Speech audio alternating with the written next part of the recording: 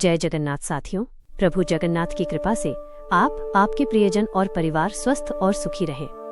कृपया मेरे इस चैनल को सब्सक्राइब करें, मेरी वीडियो को लाइक करें और अपने परिचितों के साथ शेयर करके मुझे प्रोत्साहित करें।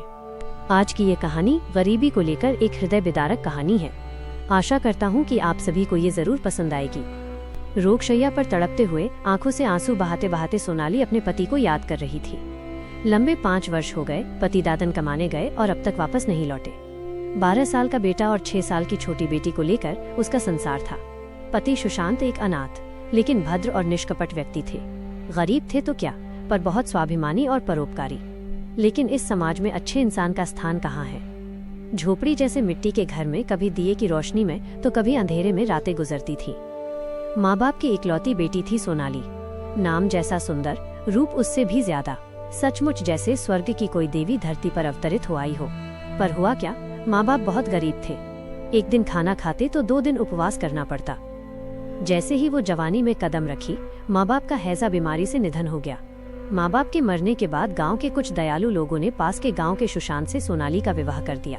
दोनों ही माँ बाप रहित अनाथ। शादी के बाद दोनों एक दूसरे का सहारा बन गए। सुशांत गांव वालों के खेतों में मजदूरी करते और जो कुछ पैसे मिलते उसी में दोनों पति पत्नी खुशी से जीवन चलाते। शादी के 1 साल बाद भगवान ने उनकी झोली में बेटे का सुख डाला। बेटे का रूप बिल्कुल सुशांत जैसा था। उसका नाम रखा गया श्रीधर। जब श्रीधर 5 साल का हुआ तो उसे गांव के स्कूल में दाखिला दिला दिया गया। गरीब थे लेकिन पढ़ाई में श्रीधर नंबर 1 था। पिता सुशांत जैसा ही भद्र, नम्र और बहुत सरल। जब श्रीधर 6 साल का हुआ तो उनकी गोद में बेटी आई। उसका नाम प्यार से रखा गया रूपाली। वो भी सोनाली जैसी सुंदर जैसे पूर्णिमा का चांद। अब 2 से 4 होने पर खर्चा बढ़ने लगा। गांव में भी अब पहले जैसा काम मिलना मुश्किल हो गया। एक दिन सुशांत ने सोनाली से कहा, देख सोनाली, तुझे इस तरह छोड़कर जाना मेरी इच्छा नहीं, लेकिन घर चलाना बहुत कठिन हो रहा है। इसलिए मैं बाहर राज्य मजदूरी करने जा रहा हूँ। वहां से तुझे पैसे भेजूंगा। धीरे धीरे कुछ बचत हुई तो गांव में ही छोटी दुकान खोल लेंगे। सोनाली रोकना चाहकर भी रोक न पाई। घर की परिस्थिति के आगे सिर झुकाना पड़ा। थोड़े चूड़ा, गुड़ और पुराने कपड़े लेकर आंसुओं से भरी आंखों से सुशांत बच्चों को सीने से लगाकर सोनाली से विदा लेकर घर से निकल गया। सावन की बरसात की तरह सोनाली की आंखों से आंसू बहते रहे। रोते हुए उसने गांव की देवी देवताओं से पति की सलामती की प्रार्थना की। लेकिन न जाने क्या हुआ, सुशांत का न कोई समाचार आया, न ही उसने कोई पैसे भेजे। घर की सारी बचत भी खत्म हो गई। बच्चों के मुंह में निवाला देने में असमर्थ हो गई सोनाली। मजबूर होकर गांव में लोगों के बर्तन मांजना शुरू किया। जो कुछ मिला उससे बच्चों को भोजन कराती। कभी खुद खा लेती, कभी उपवास करती। पति को याद कर रात रात भर जागती। आंसुओं से उसका कपड़ा भीग जाता और उसे पता तक न चलता। कभी बेटा श्रीधर माँ की आंखों के आंसू पोंछते हुए कहता, माँ तू मत रो, मैं बड़ा होकर पिताजी को ढूंढ लाऊंगा। काम करूंगा तो तुझे और बहन को कभी कष्ट नहीं होने दूंगा। सोनाली अपने आंसू रोक न पाती और श्रीधर को सीने से लगाकर जोर जोर से रोने लगती। झोपड़ी की छत से फूस झड़ जाती, बारिश का पानी घर में टपकता। 2 बच्चों का पेट भरने के लिए सोनाली खुद भूखी रह जाती। कई बार मर जाने की इच्छा हुई, लेकिन बच्चों के मासूम चेहरे देखकर वो विचार मन से निकाल देती।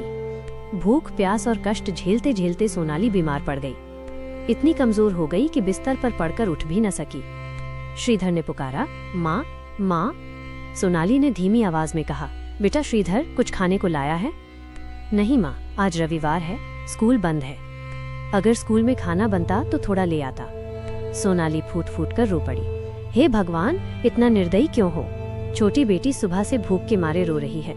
माँ होकर भी उसके मुंह में निवाला नहीं दे पा रही हूँ। आंसू बहाते हुए उसने कहा, धिक्कार है मेरी माँ होने पर, धिक्कार है मेरे इंसान जन्म पर, धिक्कार है इस जीवन पर।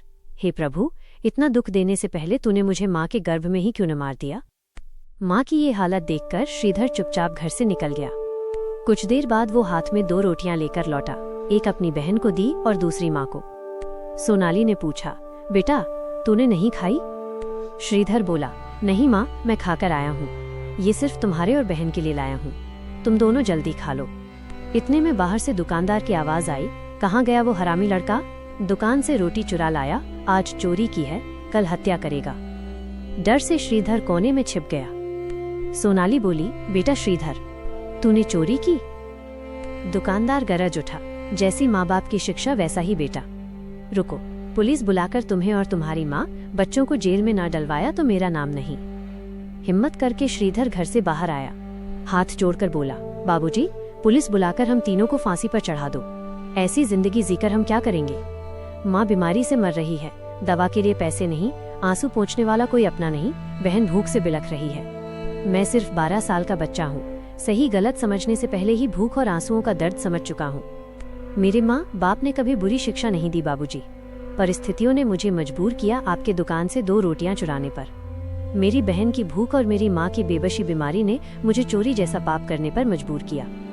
मैंने खुद नहीं खाया बाबूजी, ये रोटियां सिर्फ मेरी माँ और बहन के लिए लाया हूँ। लो बाबूजी, पुलिस बुलाकर हम तीनों को फांसी चढ़ा दो या फिर जहर दे दो, बड़ा पुण्य होगा आपका।